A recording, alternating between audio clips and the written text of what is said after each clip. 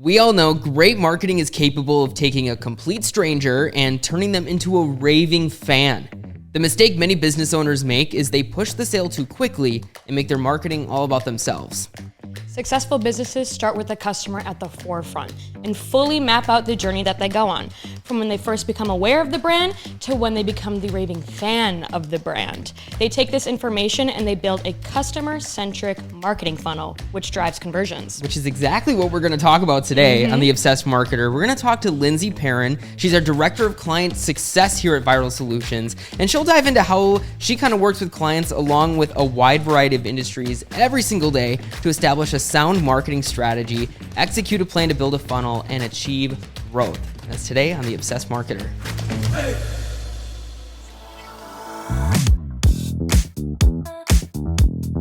Welcome back to the Obsessed Marketer podcast, the podcast designed for you, the small business owner, looking to jumpstart your business or learn quick marketing strategies you can take with you to increase sales, reach, and growth. I'm Holland Berkey. And I'm Andrew Hayes, and welcome back. Holland, I haven't been on the camera with you in a while. I know, I feel like it's been so long. Today we have a really exciting guest too. Our boss, Lindsey's coming on. Yes. She is what keeps this boat afloat. She is. The gears never stop turning with her. She is always on top of it. When we're talking about Obsessed Marketer, think Lindsey. Yeah, she is the obsessed. She's the brain, the mastermind behind most of everything that goes on with our clients here and all of the successes. And so we're so excited to bring her on because she's going to talk about the customer journey into like conversion funnels. Okay, and that's something that works across every single industry, and that's something that she's going to talk about. Holland. Yeah, so we're going to be hitting on your target audience again. We've said it in so many podcasts before, but your customer, everything about your customer, and you should be having a customer-centric marketing funnel. Does that sound familiar to you? It does. We've beaten a dead horse maybe, but it's necessary. It's important. You guys need to know this. It's important to drive it home. So let's just introduce Lindsey a little bit. She's goal-oriented and a process-driven character, and she helps our clients harness their passion and execute on it with a well-thought-out strategy and an organized plan. Okay, she works with our clients and their employees to keep them accountable and focused, and likewise, she manages Viral Solutions' team of developers, copywriters, designers, that's us, and implementers to ensure they are executing on their goals of the clients, okay?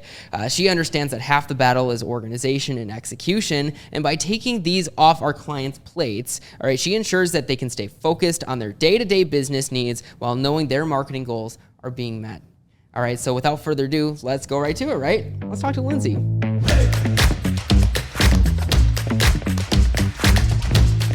All right, we're here with a very special guest who's going to talk to us about customer-centric funnels, and it's Lindsey Perron, our Director of Client Success. Welcome, Lindsey. Thanks for having me, guys. Hey, welcome to the Obsessed Marketer. Okay, so let's, Holland, do you want to take it away? Yes. Okay. So obviously talking about customer-centric marketing funnels. So what does it mean to be customer-centric? So being customer-centric, it's both a strategy and really a culture that a business needs to adopt among their entire team. Everyone on the team, whether they're creating content or just their daily mindset or in how they think about why we're in business, should all be focused around serving a customer. A business should exist because of their customer. Their offers, the content they put out should all be to the benefit and to serve their customer. And then as a strategy, we kind of use that methodology to dictate how we build out a funnel, and it should all be related to a customer's pain points and the issues that they have going on and the goals they have to overcome those issues. Okay, so you mentioned a customer funnel. So what is a funnel then?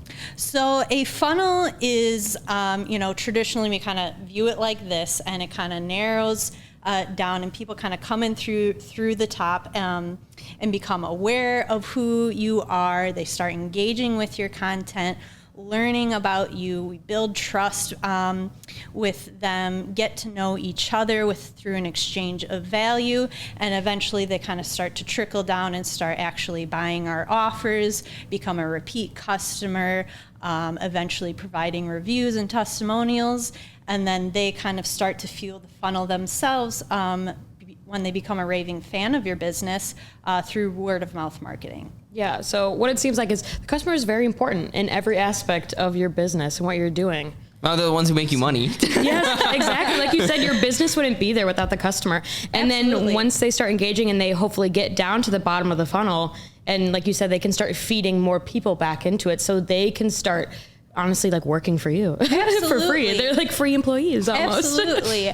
That's exactly what we see when we build customer-centric funnels is it starts to work like a machine and not, you become less reliant on only organic traffic or only paid advertising, and it becomes like another stream of traffic to your site when they start referring you business.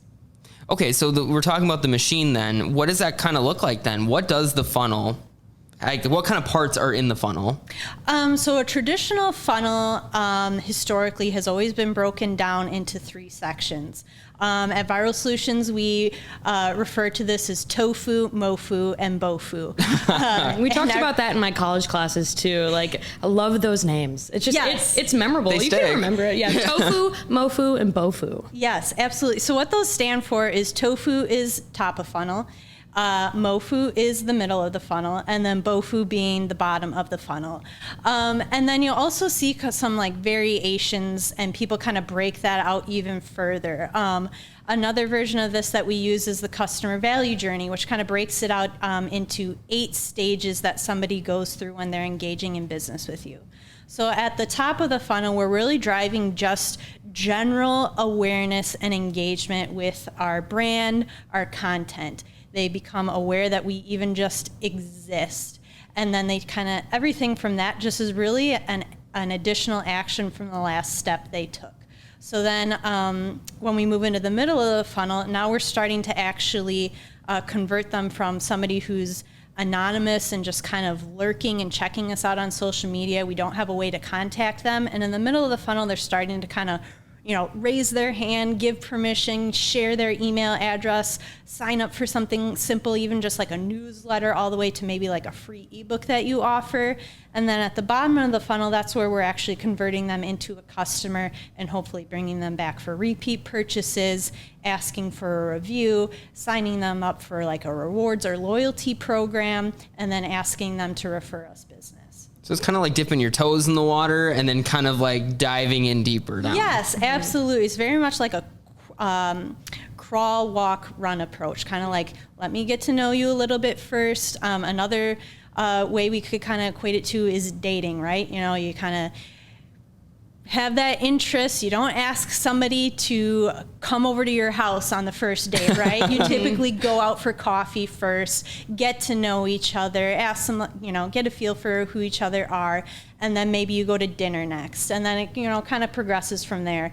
A mistake we see a lot of business owners do is they kind of, in the dating analogy, they ask for marriage up front. They kind of push their product right on somebody right away. Proposing right then and there. Exactly. And like, I think we can all relate to that and go, okay. Yeah. Kind of light bulb on moment. That's a I turn can't be a little pushy too quickly. I need to get to know them first. Yeah. They need to get to know me and I need to get to know them, right?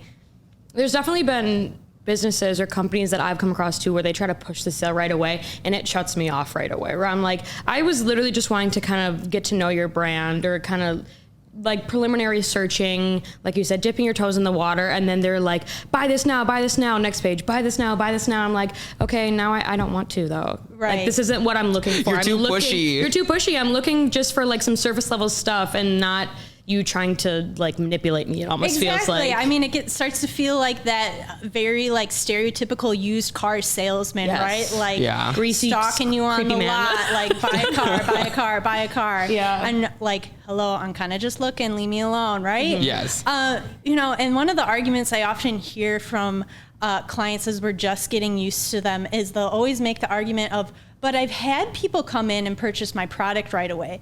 And that's something that it kind of just takes some education of a funnel or like a customer value journey. It's really just an ideal path. Is it the path that every single customer that does business with you is going to take? Are they going to hit every single action?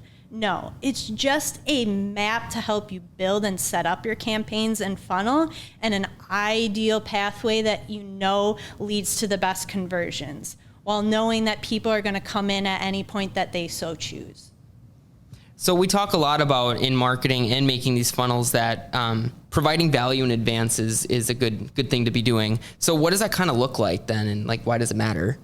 It really matters because it kind of solves the issue we were just talking about. It makes you feel less pushy. It takes away the feeling that you're just like the used car salesman, and helps your customer build trust.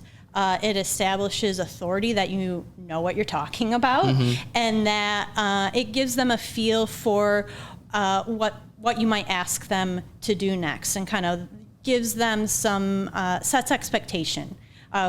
So examples of value in advance might be your blog content is certainly an example of value in advance.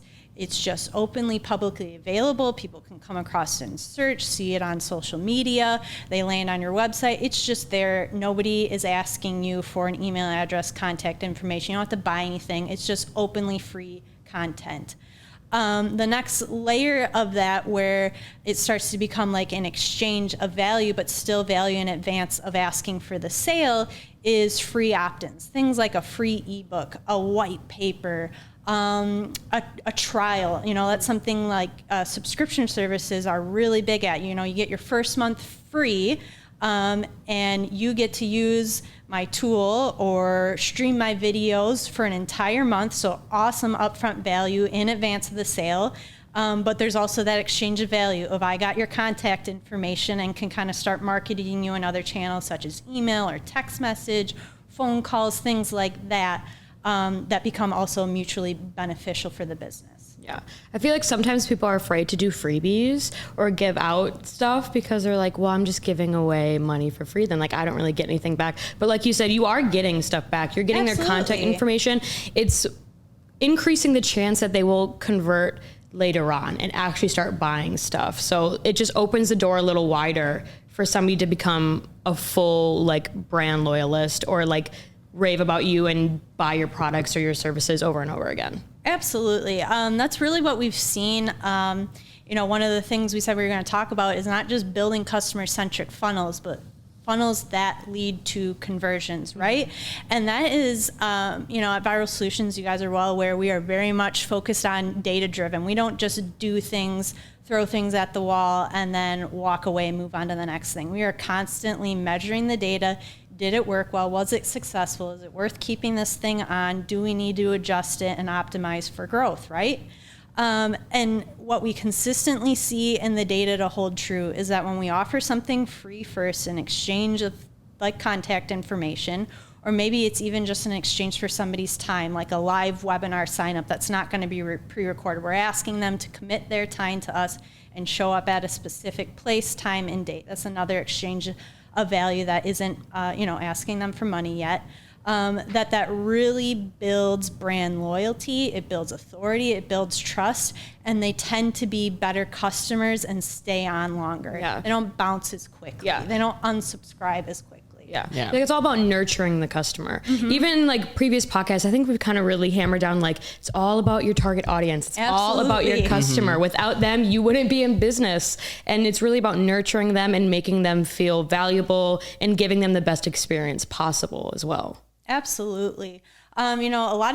Majority of businesses, the business owner often once was their own customer or once shared the problem that their customer has. And so it can be really hard to not just think, well, I know my customer really well because I was them. I started the business because I was them. I reached my goals and now I want to share that to everyone else, which that's great. Is certainly a great reason to go into business and share your knowledge with other people. But what business owners need to be mindful of is that you also now have a curse of knowledge because you're at the end of your journey. You've solved your pain point, you've achieved your goals, and now you're even reaping the rewards of achieving your goals, right? and you kind of know everything. So it's very important to always kind of be looking back at your market and trying to remind yourself of what was it like when I was at the start? What was it like when I was struggling and was still kind of working towards where I am at today, and kind of always try to come back to that mindset to help you define what should my freebies be? What sort of issue is my market trying to solve? And then also knowing you're only one example of the segment that you're probably attracting.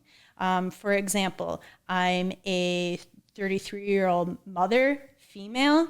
My pain problems and issues as a business owner might be totally different than even somebody my same age, but they're male without children, right? Mm-hmm. We might all end up buying the same product, but the messaging and the way you talk to them, the things they're struggling with to get to the same goal is going to be unique. Mm-hmm. So this kind of leads into how a small business owner right now could maybe start building a funnel and building how to attract customers in. So let's kind of just define that. How should a small business owner start making their conversion funnels?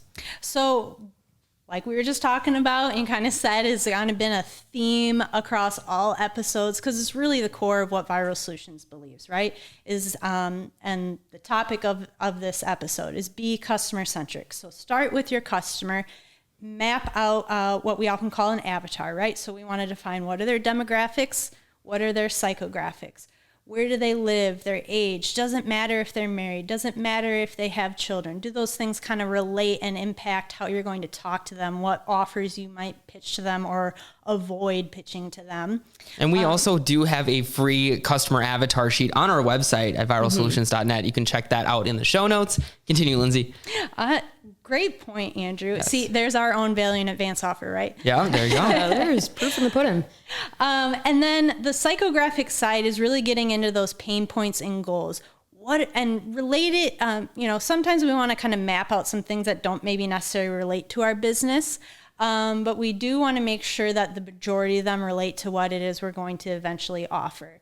So example, if I'm struggling with a pain point that I have a flat tire, does that matter to a marketing agency? No, that's not what we're talking about here. We're talking about things like I'm struggling finding new customers that are qualified. That's an example of a pain point that our customers have that really makes sense to what the offer that we're going to pitch to them. And then what are their goals? If they overcame their pain point, what is the goal they're trying to achieve? Drive revenue, right? Increase sales, and likely also be scalable at that. Because one of the things that we want to make sure our funnel isn't doing is just eating up all of our profits and labor costs. That's something that we have to kind of be a balancing act, is that we're not all of a sudden driving increased revenue, which just drives up labor costs. And sure, we've grown our revenue, but the profits all get eaten up in increased labor costs. So that's where things like automation really become beneficial, or these freebie offers we're talking about. They're kind of an automated opt-in of a free ebook. Is there's, after you've created it, there's not much labor associated with that. Yeah, it kind of just runs itself. Absolutely. Okay, let's just take a second to maybe circle back. So talking about funnels, tofu, mofu, bofu. Could we run through maybe a real life example of somebody's funnel? Absolutely. So as the director of client success here, really my main role is I meet with our clients, we strategize, we kind of map out their funnels, and then I take that back to our team, you guys, and you guys execute it, create the content, and then we kind of build out their funnel and launch it, measure the results, and take it back to the client and share with them. So I kind of give 2 examples from real life clients that we work with. And I'm going to share 2 because I want to also drive home the point that this is very much a framework that applies to any business, any industry. This is not specific to a marketing agent. This is not specific to just B2C clients. This is true marketing strategy that applies to any industry, any business. Yeah, and it works for all of our clients because we just have a massive amount of just different sorts of clients in different industries. So it works for all of them. Mm-hmm. Absolutely, it totally does. So the first example I'm going to give is a manufacturer client of ours. They produce interior signage. the first thing we kind of did with them when we were brought in is take a look at, you guys can guess, who's your customer? Your target audience. Avatar. Let's go. Yeah, absolutely. And so in going through that process, their top client is actually other people like them. It's other manufacturers. It's people who they themselves maybe only produce exterior signage, and their clients are constantly saying, hey, you produced our sign out front. It's great, but we want our interior signage to match. And the sign shop goes, we don't carry that product. We don't do that. They reach out to our client. Shout out to them, Erie Custom Signs. Let's go.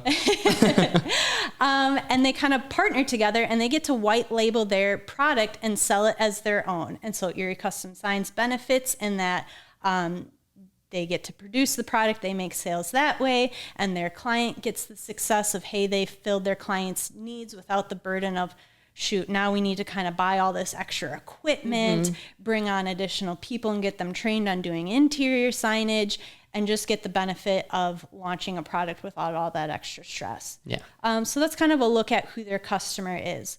So then what we did is kind of take a look at what kind of journey do we need to take this person on to be driving awareness to these sign shops that this company exists, eventually leading to, they kind of inquire about a project and lead to more business. So we kind of started with looking at keyword evaluation. What is it that people are searching for online? And those keywords kind of fuel the blog content that we wrote for them. And now those blogs start ranking and driving SEO traffic. From there, we developed a free opt-in piece for them, which recently that kind of got revamped. And we found that producing just a catalog that kind of showcases their product has been doing really well. It gives these wholesalers that they work with, these other manufacturers, a view of what is it you offer. And then it also gives them a tool that they can take to their own clients and kind of share with them and help them even sell a product that they don't create. From there, then we're asking them, hey, come get a quote for a project. We actually fill that order. It ships out, and then we kind of ask them for a review of how did that go? Did you enjoy your signs? Part of your funnel should always include an element of customer service. That's another key piece of being customer-centric, of making sure your product arrived on time. Was it as you expected? All of those things. Mm-hmm. So kind of like top of the funnel, finding out who their audience is, which is other sign shops, mostly like wholesale, white labeling, and then finding their pain points. They can't fulfill some of their customers' needs, and then they might end up losing customers. And then moving down the line, we create these catalogs that they can put their own branding on and then give to their customers, and then fulfill those, and then asking for reviews. And then it just kind of, like we said, machine, it just kind of starts to go in a circle. Right, and you kind of talk that out. You really see how like your funnel should really just be built and kind of have a snowball effect of every action that your customer takes. The next thing you ask them to do should just kind of keep slowly building on the last thing that they did.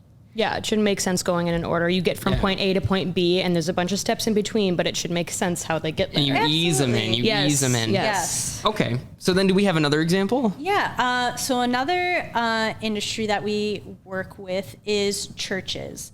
An example of a funnel that that we've built out and worked together with them is really focused around a need for prayer. Churches really draw in people that are struggling and they're seeking God for an answer, right? They have needs and prayers. They're kind of a top way to kind of communicate with God and get an answer back. So what we've kind of done with some of our church clients is starting with the customer, what are their pain points? What are the things they are seeking prayer for? It might be, I lost a job, health problems, I'm struggling as a single mom. So those kind of start to become our pain points that then we go out and keyword research, again, fuels the content we create, the posts we put on social. It might dictate the Bible verses that we kind of pull and share, or the videos we create and kind of dive into that topic. Yeah, making relatable content to the people's pain points. Absolutely. And so then their kind of value in advance, where we start to have an exchange of value and we're really getting contact information, is we've built out what we call a virtual responsive prayer, or a video responsive prayer. And that's where we have a form where you kind of answer, what is it I'm struggling with? How does this leave me feeling? The emotion that I'm kind of feeling with it. And how do you want us to respond to you? Do you want a text message, or do you want this via email? Mm-hmm. So we're very much putting it back on them and having them tell us how they want to be talked to, which is critical information, because that's going to dictate how we follow up with them in the future. And back to what we kind of talked about, that helps drive better conversions. Mm-hmm. Is the customer told us we want text messages, we're going to follow up with text messages, right? Mm-hmm. We're putting the customer on a pedestal. And you need to nurture them. You need to do what they want. Yes, and follow up with them where they want to be followed up with. And in this case, I guess there's more than just one funnel then, because there's different ways to get into there. Absolutely. You should constantly be looking not only at segmenting your audience, but like segmenting your follow-up with them and making sure you're reaching your customer where they're at. And don't just, one of the issues that I often see is people will capture that data and do nothing with it. You know what I mean? It's like mining oil and then let it sit in a barrel. It's no good if you don't go do something with it, right? Mm-hmm. So that's something we really stress here. So when we have this opt-in that we created, that is this virtual video responsive prayer, we're having people tell us exactly what they're struggling with, exactly how it leaves them feeling, and how do you want to be communicated with. And then we send them a pre-recorded video prayer on, from their pastor that kind of says a prayer for them specifically about what they're struggling with and how. From there, we kind of keep nurturing, sending like blog content or ebooks or additional video-based courses that kind of help them get through what they're struggling with. And then the next piece in their funnels, they actually do have a one-on-one personal prayer. So maybe like the video kind of answered a few things, and I'm like kind of seeing the light, at every phase of the funnel. We kind of want to have our customer have an aha moment, like I'm feeling seen, I'm feeling heard, I'm in the right place, and just kind of build on the last action. So then that's where like it's a very tight tie-in from the last action they took. They came in on prayer, and now we're offering them personal one-on-one over Zoom, or they can kind of some of our churches do it where you can come in personally and almost like a counseling session of sorts, and really talk personally and privately with somebody.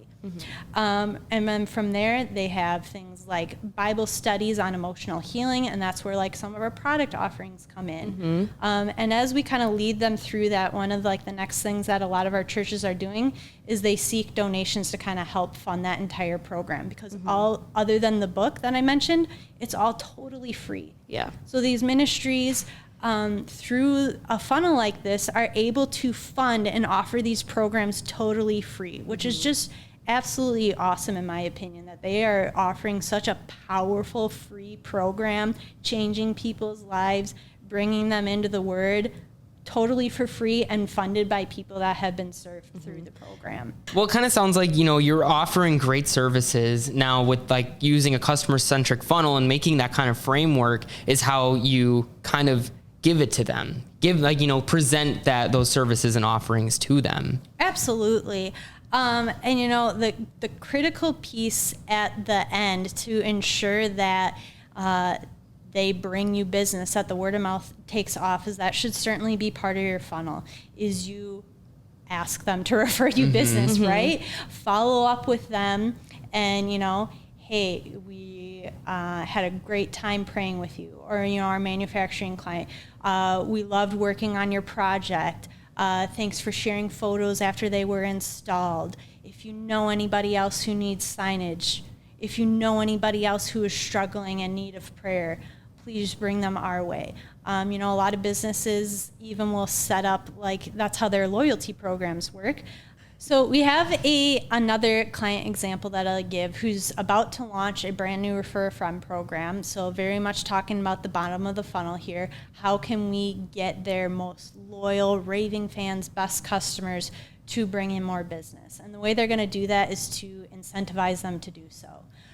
So this program is all going to work right through their mobile app, which, again, meeting their customer on the device that they've told us they want to be on, because they kind of cater to a 20 to 30-year-old audience. Yeah, they're going to want to be on like an app or a phone and send it to their friends that way. Absolutely. And so what's going to be built into there is like a unique tracking link that they can share with their friends, and they get to also give their own friends and family a credit to come in and book an appointment at the med spa. And then if their friends or family that they refer do that, they also get rewarded with some credit to come in and get services themselves. So it's very much beneficial and helps kind of incentivize them to go refer business versus just kind of openly asking and hoping they do it and they don't really reap a benefit in doing so. That's another great way to kind of launch a referral program and kind of really ensure that you're going to convert and drive word of mouth marketing. And it's great. Testimonials and referrals are great for business because people trust other people more than they're going to trust your brand.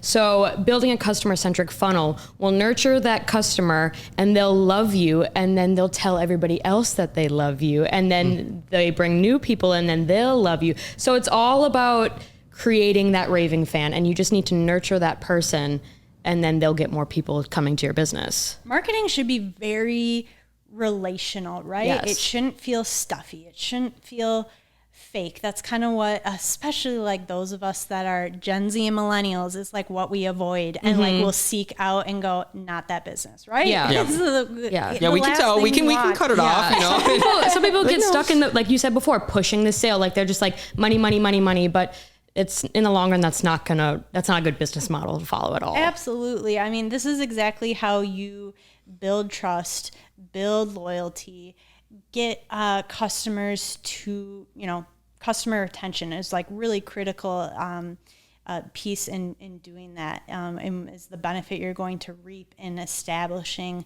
that relationship. They're actually going to want to refer you business because of the amazing experience they've had. Your funnel should lead your customer to have a transformation. It's this whole before and after state. Before I found your brand, I was feeling this way, kind of back to that church funnel example we went through. I was stressed out. I lost my job. I was feeling hopeless. By the end of the funnel we have taken them through, that they should, feel like that has been resolved. They've achieved their goals. They're not so stressed and fearful of that. We've provided them with answers and a path to kind of come out of that dark space to a point that they've completely transformed from, and now they're in an after state. And the after state is where we ask for the review and testimonial. Again, no different than we don't want to be too pushy on the sales side. We don't want to be too pushy on asking for a review or testimonial. They're not ready yet. They're still struggling. They're not sure they trust you yet. Reviews, testimonial, ask, referrals should all be at the bottom of the funnel. And no different than I said at the start of, of course, people are going to provide a review whenever they want, but we shouldn't be asking for it too early. If they want to give it to us early, awesome, great, more power to them. It's only to our benefit, but we don't want to be too pushy back on them. So we've seen 3 examples now of a customer-centric funnel, but there's one thing that I want to go back onto is that we talked about making sure that we follow up with customers at every single step of the journey, or making sure that things are okay and kind of being having a hand in that. Could you talk a little bit about that, about maybe meeting your customers in that funnel and making sure they're all, going through it okay and stuff like that? Absolutely. So on the communication side, once you've actually have somebody who's kind of raised their hand, they've given you their email address, or they've started commenting on social media, you should always be following up with them. Social media, that's absolutely critical. I mean, the word social is in the name, right? It's a place where people are wanting to communicate, wanting to build a community and interact with your brand. So if somebody's commenting on your post, comment back, reply, react to it at a bare minimum, because that kind of gets the conversation going back and forth. And every, it takes about like 7 touch points for somebody to convert. So that's one touch point out of 6 more you need to have with them. And that's definitely something we can go into more depth, as well as community building as well with your business, but continue. If you have a newsletter sign up, one of the kind of strange things that we see often when we are onboarding a new client is we'll kind of go in, we'll audit their systems. So many of them have newsletter signups on their website. It's just an easy way to grab an email address. And you would not believe how many times I go in there and find out they don't have a newsletter. People sign up and they are signing up for nothing. All they're doing is capturing email address and never delivering on it. So if you have an opt-in, if you say on your website you have a newsletter, distribute a newsletter. Yeah. I mean, that sounds pretty obvious, but you would be surprised how many people have that on their site. A lot of times because it's a default of their website. Yeah, on like theme. Wix or like something like that, Absolutely, has it automatically put in there. They don't have MailChimp or some sort of CRM behind, or maybe don't have the staff or the skill set to write emails, and so they don't send one out, or maybe they don't know how to put content together of what should even be in this newsletter. And even if somebody doesn't read your newsletter, they might see your name pop up in their email, and then it comes to top of mind again. Right. So they're not going to never see your name again. Even if they don't read it, they'll see your name. It's another touch point. Then it's more recent in their memory and could lead somewhere else. If they even don't read it, you're at least building trust and proof of, I asked you to sign up for a newsletter. You did it, and I delivered on my promise. Yeah. Okay, so there we go. We looked at some examples and some ways that you can start building your customer-centric funnel. Lindsey, if anybody wants any help with anything, how can they reach out to you? Absolutely. You can go to our website, viralsolutions.net. We have web chat. You can kind of click the little icon in the bottom right corner, and somebody's pretty much always on there during the day. If you ever engage with us, you'll find that we pretty much always have somebody working. Yeah. We're all overworked. Kidding. We're here for you guys. We're just here to help. That's the thing. We love to be here to help. It. We're obsessed marketers. I was just going to say, that's why we named this podcast what we did, right? Because we are obsessed with marketing. With this. We eat, breathe, and sleep marketing. Yes. Another great way is if you're on social media, you can reach out to us on Instagram or Facebook if Messenger is your preference, or you can grab our phone number and give us a call too. Yeah. And those will be all linked for you in the show notes and in the video description. Lindsey, thank you so much for talking about the funnels today. Yeah, thanks for having me, guys. All right, there we go, Holland. That was pretty insightful, pretty good. Very good content there, and it seems like a lot maybe, but the thing is that it works for every single industry. So no matter what kind of small business that you're running here, this kind of concept is going to work for you. And we're going to have all the resources to it linked in the show notes as well, and then so that you can kind of follow it yourself. But Holland, what was one of the takeaways that you took away from what Lindsey talked about? Knowing your customer. So first, you just have to figure out who your customer is, and there might be different customers. Like there might be different segments, like Lindsey was talking about. But finding your customer and mapping out their pain points, putting yourself in their shoes, and what are they struggling with, and then mapping out a journey through the funnel. Maybe it's a freebie. You start with value in advance, and then you move them down into bigger sells or upsells and your key selling point, and then nurturing them down to the bottom of the funnel where they become your raving fan, and then hopefully giving you a great review. Yeah. I think I took away definitely the fact, like kind of like the relationship example, right? Sometimes you don't really think about a business as a relationship with your customers, like, oh, they're just my customers, but they're the ones who make you money. So thinking about it as like, okay, you start off slowly, you get to know each other, and they get to know you, and that's how you kind of drive them in to become raving fans of your business, is that you create that connected relationship with them and offer them specialized and personalized different pieces of content to bring them in and have them kind of be part of your family in a way. Yeah, exactly what you said, personalized, nurturing. I think I said nurture like 15 times in this podcast, but it's true. You need to nurture your customer because eventually they will bring more customers in for you. And if you give them a great experience, they're more likely to tell their friends. And then your customer base grows and your business grows and your money grows. So it's all comes back to your customer. Yes, if you want any of these free resources, you can check, again, the show notes. Holland, where can they reach out to us if they have any questions? Yeah, if you have any questions about this, you can go to our website, viralsolutions.net. We have a little chat bubble in the bottom right corner. Click on that. Somebody will be able to talk to you. If you are having issues with making your funnel, we also have a free 50-point audit. Free. And that looks at a lot of stuff of your business, but definitely your funnels too. So that is also going to be on our website, viralsolutions.net. Yeah, you click that free marketing audit button and we'll reach out to you. It's free. Why not? Make sure to subscribe to the podcast wherever you listen and leave us a review on Apple Podcasts and Spotify. We always want to hear what you think. And yeah, that's it. My name's Andrew Hayes. And I'm Holland Berkey. We'll see you next week. The Obsessed Marketer is a production of Viral Solutions and produced by Andrew Hayes, Holland Berkey, and Joel Schmitz. Give us a rating on Apple Podcasts and Spotify to let us know what you think. And send any topic suggestions to viralsolutions.net. Just click the blue chat bubble at the bottom of the page. Visit viralsolutions.net for more information on how to strategize, execute, and grow your business. And subscribe to this podcast wherever you listen.